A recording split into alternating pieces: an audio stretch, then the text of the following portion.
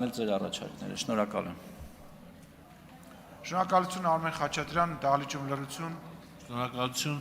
պարոն Պապիկյան, խնդրում եմ հնչեցնել պրակտիկայում։ Ռազմական ակադեմիան ավարտած լեյտենանտը, որը ստացել է գերազանց գնահատականներ, ինչքան աշխատավարձ է կանխատեսվում մոտավորապես, երբ որ անցնի ծառայության, եւ ուսումնական զորամասը ավարտած շարքային զինծառայողը, որը ուսումնական զորամասի ավարտական քննությունները հանձնել է գերազանց, մոտավոր ինչ աշխատավարձ է սպասվում, երբ որ անցնի ծառայության։ Շնորհակալություն։ Շնորհակալ եմ, պարոն Խաչատրյան, քանի որ խոսքը կարող է վերաբերել տարբեր զորամասերում եւ տարբեր մասնագիտություններով կրթություն ստացած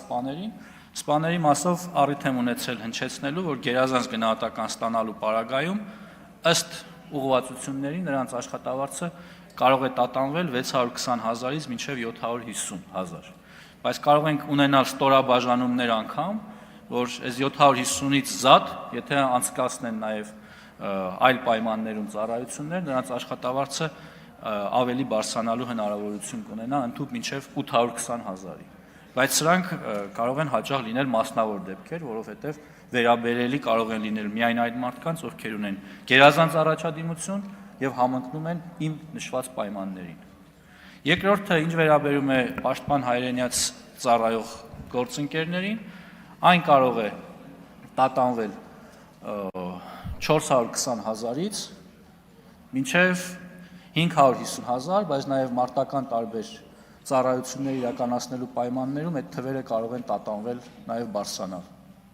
Արձագանք, համեցեք։ Չունեք արձագանք։ Ես առիթ եմ ունեցել նաև նշելու Արձագանքեք շարունակ։ Շարունակեք, պարոն Պապիկ։ Համեցեք։ Ես առիթ եմ ունեցել նշելու, որ այսօր է զինված ուժերում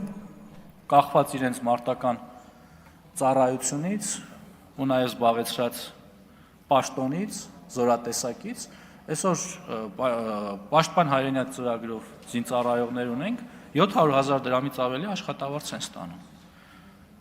Ու 1-2 հոգու մասին չի խոսքը, առիթ է եղել նաև երկրի ղեկավարը թվեր է հրապարակել, դրանք